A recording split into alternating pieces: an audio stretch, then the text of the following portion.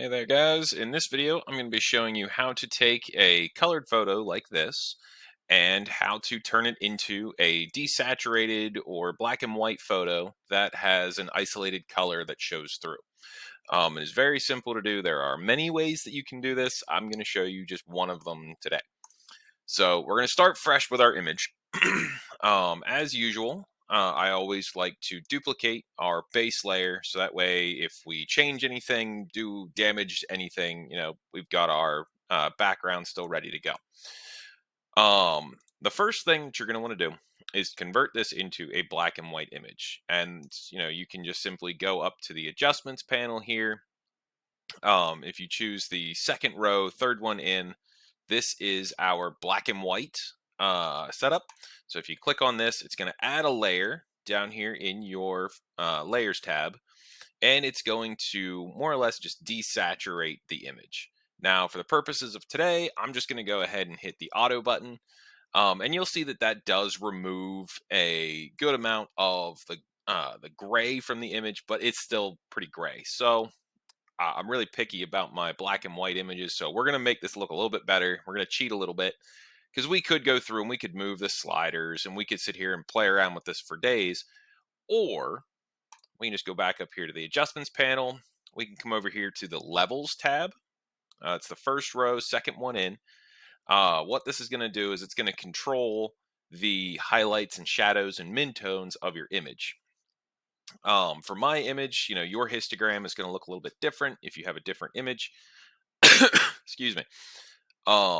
All I'm going to do here is grab my highlights and I'm going to drag this to the left. All right. I'm going to drag it to where, this little mountain, this little ridge really starts to climb. All right. So we're going to drag this in and immediately you'll see the image gets brighter.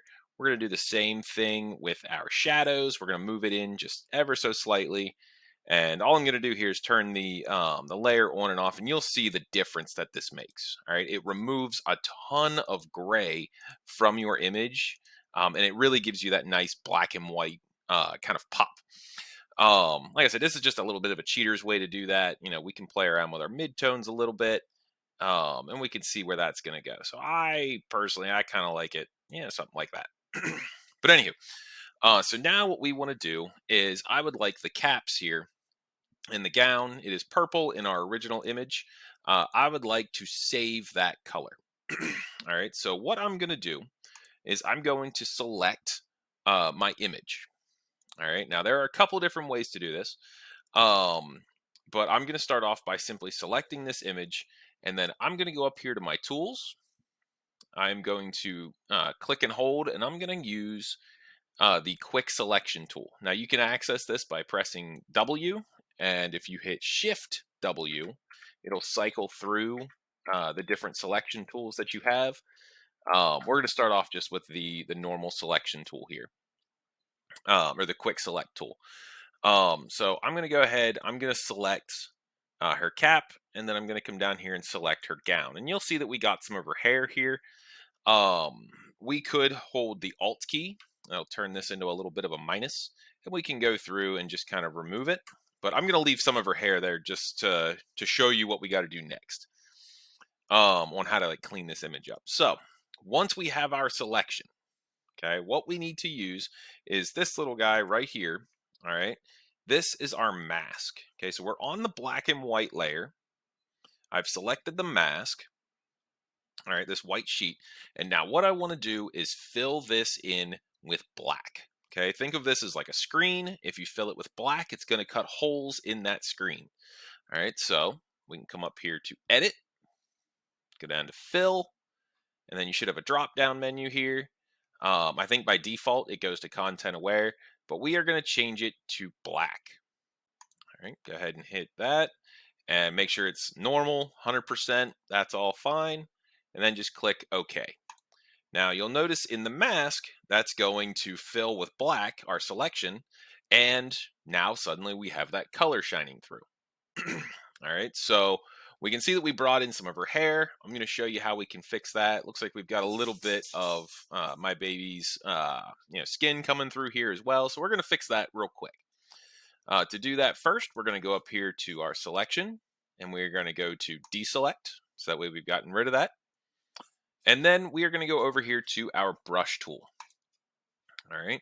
So with this tool, all right, if we paint with black, okay, so right now I've got white and black here. If I just hit these little arrows, it'll flip flop. If you've got another color here, just simply click on it and then you can choose your color. But you're going to want to brush with black first. I'm just going to go over my baby's face here. If we brush out here, you'll see that we added that little black spot to this. We'll flip this, go back to white. If you brush with white, it's going to disappear. All right, so what we're going to do is zoom in, just Alt scroll. You can hit the right click your mouse and you can change the size of your cursor here. And we're going to change the hardness. For right now, I'm going to leave it set to 0. That way it gives us a really nice, really fuzzy brush. All right, so that way whenever I come in here and I start painting, I can get right up to and go kind of into that purple without it really, starting to disappear. So we're going to do that with this, just like so.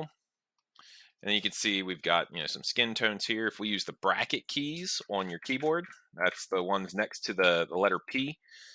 You can make this bigger and smaller, but we're just going to go, over this.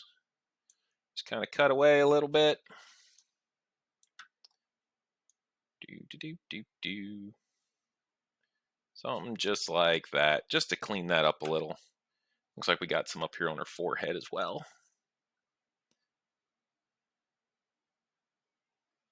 Just like that. And if you decide that, oh no, I went too far and I cut into the purple, just flip it back to black and you can brush it back in. Oops, I got her head. There we go. All right. So that's the quick and easy way to go through and do a mask and create an isolated color in Photoshop. If you have any questions, feel free to shoot me a message. See you on the next one.